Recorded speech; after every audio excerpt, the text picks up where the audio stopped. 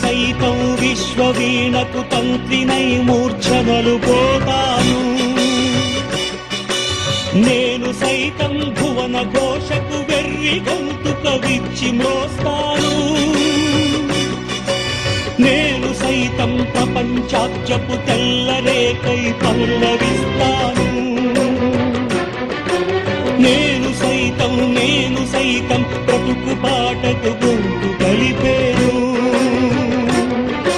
నేను సైతం బ్రతుకు పాటకు గొంతు కలిపేను. సకల జగతిని శాశ్వతంగా వసంతం వరించుదాకా, ప్రతి మనిషికి జీవనంలో నందనం వికసించుదాకా